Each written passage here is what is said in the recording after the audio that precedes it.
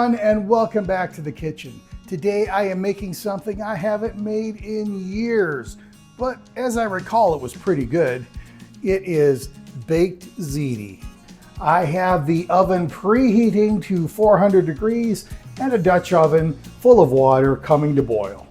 While the water is coming to a boil, I am going to fry up this sausage in a little bit of olive oil. They say about a tablespoon will do, and that looks about right. They say to use high heat, but this thing heats up really quickly, and I'd rather turn it up later than burn the meat now. So I have it on medium high, which is still pretty hot. I don't know if you can see this, but the oil is starting to shimmer, and that means it's time to get the sausage in there. This is just a medium Italian seasoned sausage. If it were up to me, I would just use spicy, but we're going to be adding some red pepper flakes anyway, so I think this will be fine.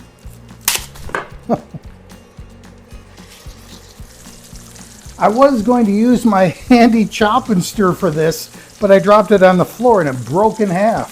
So I guess I won't be doing that. I'll use this instead.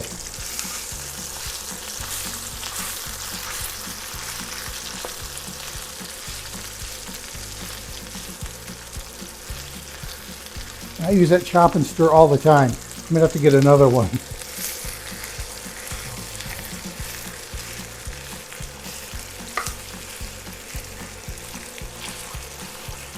This is pork sausage. You could use chicken, turkey. I don't care, whatever you want to use. As long as it's Italian, it should be fine, right? The recipe suggests a high heat. I think it's doing fine at the medium high, but I have no concerns with going to high. So let's bring this up to high. I wouldn't mind having an induction stove top, maybe in the next house, but I can make anything work. This is electric. I've had gas. Whatever. Yeah, they're different, but they all cook, right?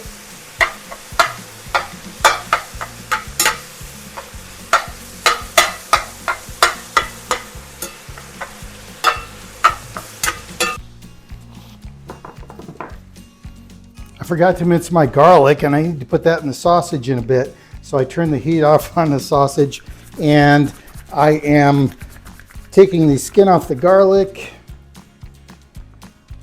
and then I'll be mincing it. To take the skin off, I know there are various methods.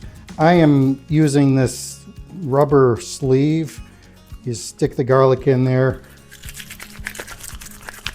roll it around, and it does a pretty good job of getting the skin off. The recipe says to use 4 medium-sized cloves, which is very ambiguous. Not a number, but what does medium-size mean?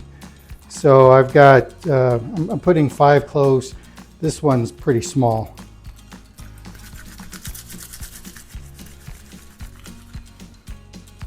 The pasta water is ready. I am adding a tablespoon of salt to the water, and I will cook the ziti for about 10 minutes until it's al dente.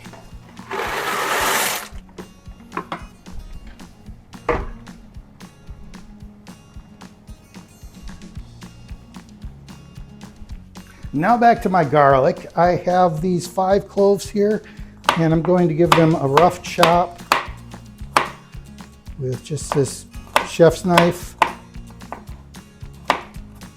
But for the fine mince, I will use my tried and true ulu blade because it's fun.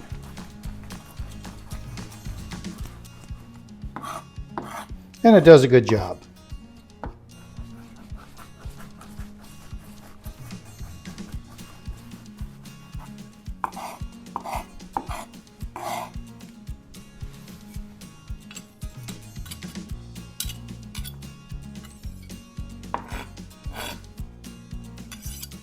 Good enough. Putting the heat back to the sausage, And now I'm going to add the garlic.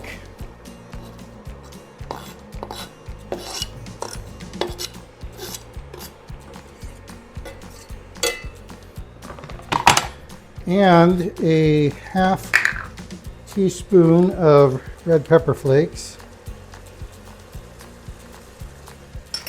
or however many you want to use.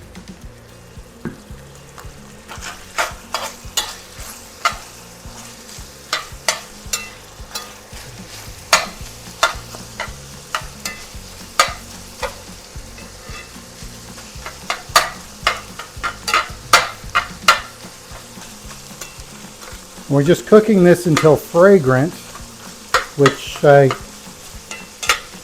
think we're already there.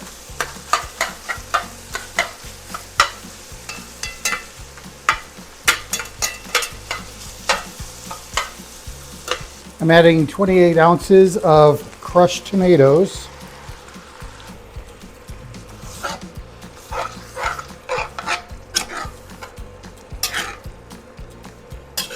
And I'm going to let this simmer for 10 minutes.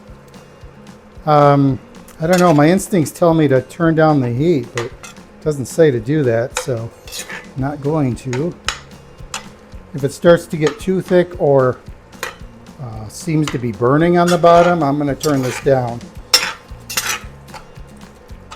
So far it looks okay. 10 minutes on the timer.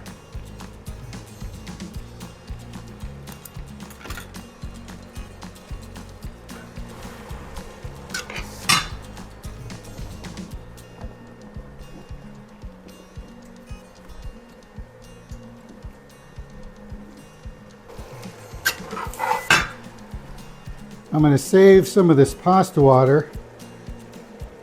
Hopefully not dump it all over the floor.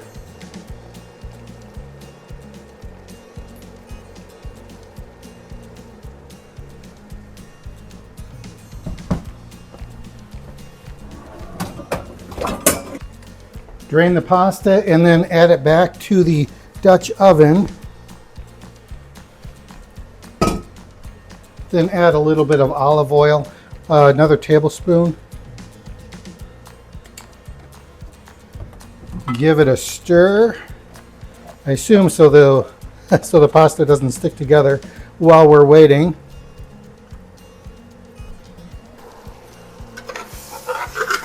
This is thickening really well. I have about 3 minutes left on the timer. I'm really tempted to turn it down a little bit. I think I will. It's just making me nervous. And while I'm running out the clock on that, I need to cut up these basil leaves. I got some fresh basil leaves. Well, as fresh as this package anyway. They're not off the plant. And I need 2 tablespoons. I think I'm going to have more than enough here. But basil really makes the sauce, so it's not like I want to overload it with basil, but I don't want it to be understated either. All right, bring out the ulu again and give this another stir. I think we're at a critical juncture with the sauce. I want the heat to unlock the flavor of the tomato, but you don't want that burned tomato taste. I remember when I was much younger, I made my tomato sauce for the first time. I cooked it forever thinking that would make it better. It did not, but my family was very gracious. But I knew the truth.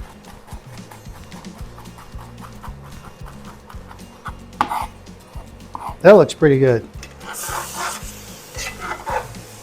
10 minutes are up. I'm turning off the sauce, and then I'm going to add 2 tablespoons of freshly chopped basil here. Probably ended up chopping 3 tablespoons, but it's all right. Then you add salt and pepper to taste. Give this another stir.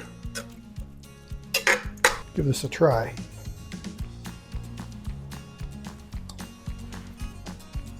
It's good. I went overboard on my reserved pasta water. I only need a 1/4 cup of this, but I didn't remember.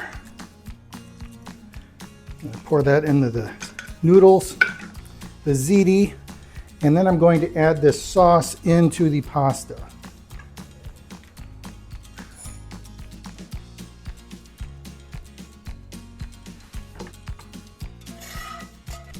Give this a stir.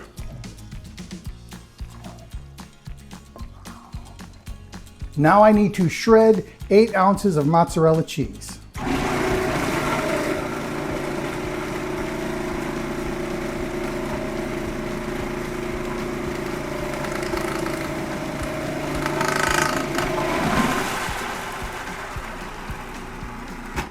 I also need about 1 ounce of Parmesan cheese. Food processor wasn't working. Going to have to go old school. How am I measuring this?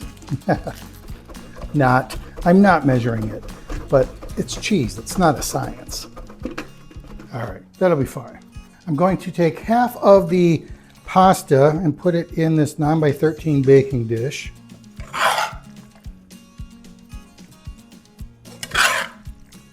Then I'm going to take half of the mozzarella and put it on the bottom layer, and half of the Parmesan.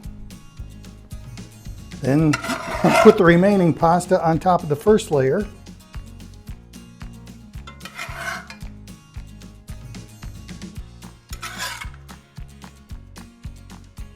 And then add the remaining cheese.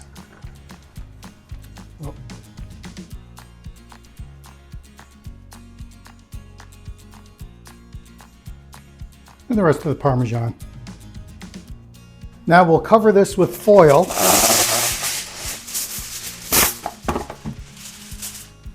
and bake for 15 minutes.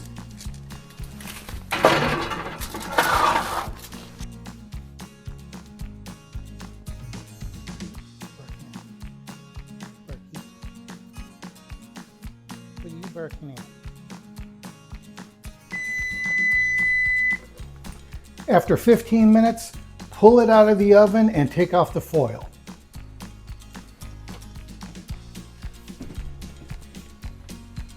With the foil off, I put it back in the oven. We are going to bake it for about another 5 minutes or until the cheese browns. I just pulled the ziti out of the oven. They said to leave it in there until the cheese starts to turn brown. That's up to your interpretation. This is just barely turning brown, and I think that's fine. If it gets too brown, then it's not pliable, and then it would be difficult to serve. But I think this looks pretty good. It was in the oven for, I don't know, 6 or 7 minutes, something like that. But brown to your heart's content. Let's get a scoop of this and try it.